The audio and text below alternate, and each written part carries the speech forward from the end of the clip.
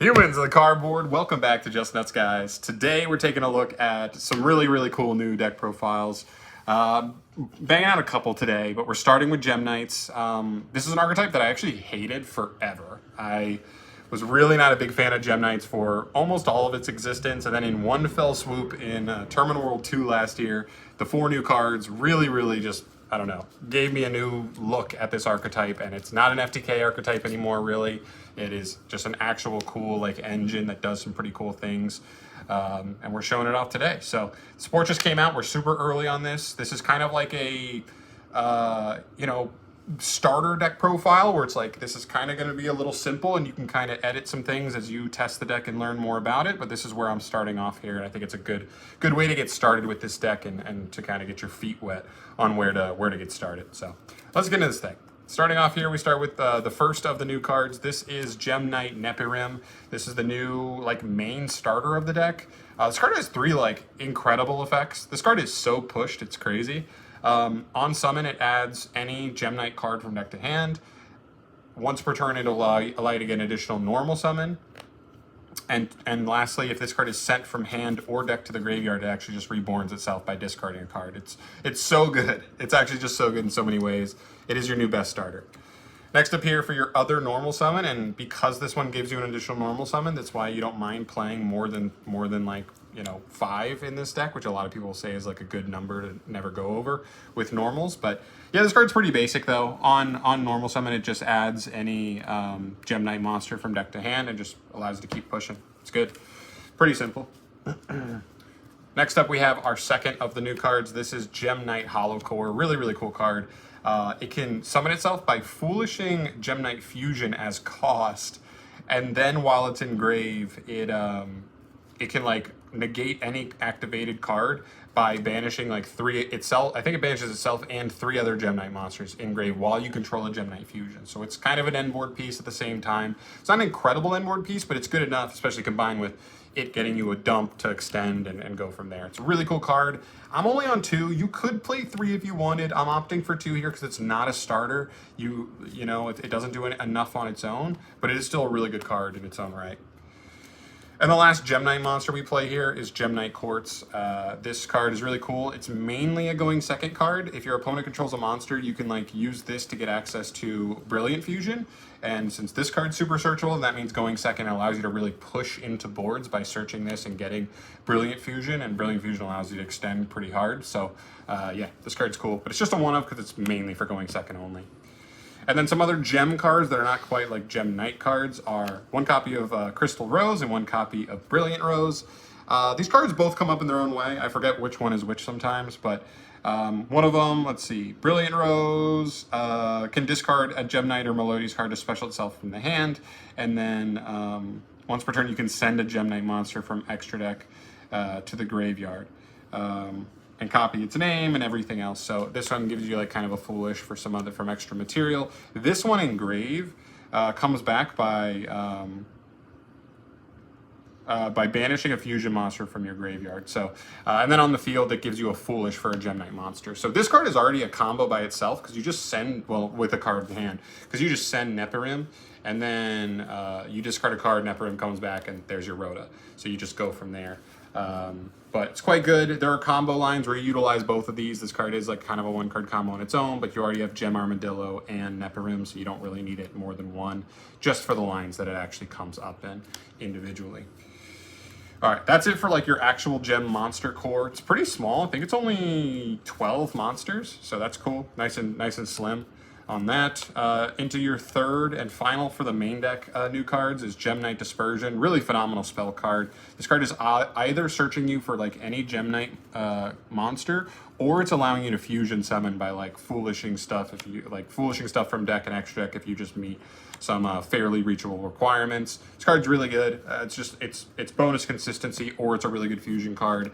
Yeah, you're just not mad about it. This deck's consistency got like shot through the roof with this new wave of support. So, and that's one of the big reasons.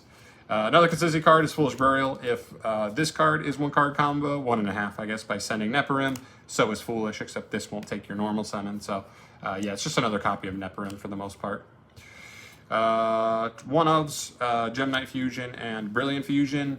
This card's at 1. This card you just won't play more than 1 of. This card's good for certain combos. Just being able to get it back over and over again pretty freely and just keep fusing is pretty nice. And plus you need 1 to just make Holo Core kind of do what it does. And then Brilliant Fusion, just such a powerful card, but it's not a Gemini card, so it's not searchable by anything except for Quartz, I'm pretty sure, in this deck. So yeah, but it is still a really crazy card if you read it. Lets you like fuse from deck and just get a ton of advantage going. It's really good. All right, so that's it for your main deck Gemini cards. We said there were 12 monsters plus I think 6 more spells, so 18 total Gemini cards. That's actually a pretty good count. I'm pretty happy with a count like that in a deck like this. So that does give us some room for some other stuff. Speaking of which, I know some people aren't going to be happy about this, but I think you need to play Fiendsmith with this package, with this deck in general. When it comes down to this deck, it has a specific problem, and that problem is it doesn't have its own end board pieces in archetype. So even though the deck has a pretty good engine at putting stuff on board and getting a bunch of advantage, it doesn't have end board pieces in its own archetype to end on. So you need something else. Appaloosa is banned. We do still have stuff like IP Masquerena, but I think Fiendsmith is the next closest thing in terms of we put bodies on the field, let's turn that into end board pieces. And so that's why we're playing it here. You can even trim this down if you want to make more room for non-engine. You don't need to see these cards. You can rely more on the Gemini engine and then just connect to this via Moon if you want. But for right now, you know, I am playing like just a regular sized package, which starts with 3 Engraver. That's pretty simple. 1 Lacrima, 1 Lurie, nothing too crazy there. That should be pretty simple.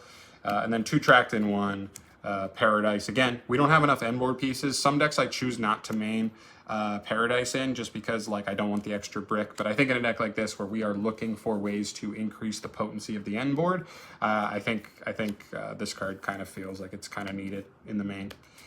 So that's pretty basic there. That's all of your actual engine stuff in the main deck, which takes us to the non-engine. This will be pretty simple. Keep in mind, depending on the format, depending on when you're watching this and you're building it for, all this can change. But 3 Foolos, 2 Perulia, 3 Droll, 3 Ash to hit some of these cards to keep yourself safe from some old Charmies and stuff like that.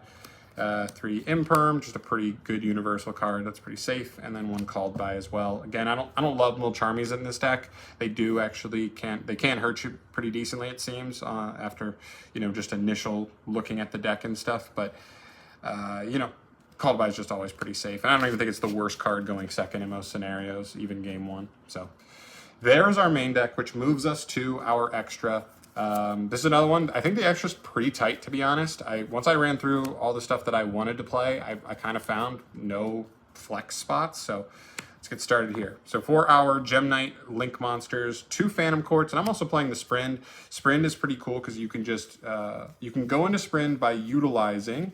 I believe in most combos, you're going into Sprint by utilizing Brilliant Rose, and then you're sending Crystal Rose. And that's how you get Crystal Rose in rotation to reborn itself, to, you know, Foolish Burial another Gemini card, and just keep it going, right? Plus, if you end on Caesar, this card just becomes an additional bounce for your end board, which is, you know, just adds to that if you want it. You don't have to play 2 Phantom Quartz, but I'm still new to the deck, so I just feel safer playing 2 right now. I may find that once I feel confident enough in the deck that I'll cut 1 and just move forward with just the 1 of. But until I get to that point, I'm going to play 2 just to be safe for when 1 gets negated. From there, we move to our Gemini Fusions. We have 4 of them. We have Gemini Master Diamond Dispersion. This is our final new Gemini card.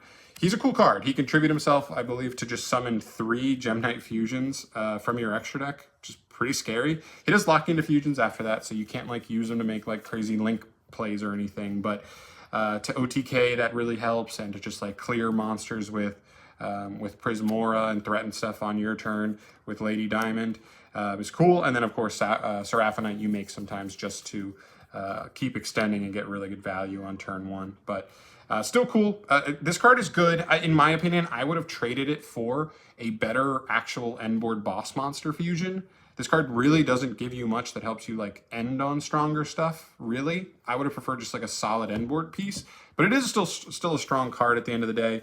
And you know, I'm not gonna poo-poo that. So, yep, there's your final new card. Then you get into the Fiendsmith stuff. Pretty basic here, right? Moon, Requiem, Sequence for your links. Pretty simple. Don't explain those. I didn't put Magnum Day in here. That's a card you could consider for like the for the second Phantom Quartz slot if you want, but even then I might lean towards something else. One Necroquip Princess and one Desiree, more simple Fiendsmith stuff. Caesar, of course. And then lastly, IP Masquerena and SP Little Knight. Again, this is a deck that has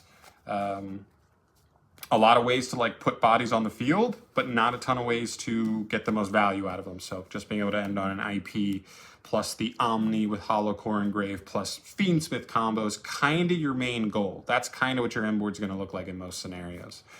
So I think these both kind of cover just the generic aspect of what the deck kind of needs covered to make end boards work in the long run.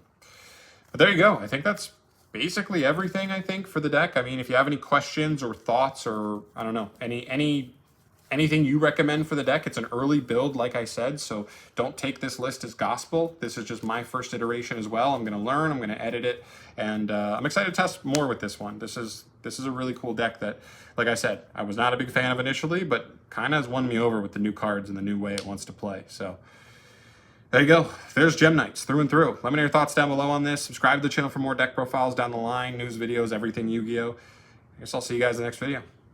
Peace.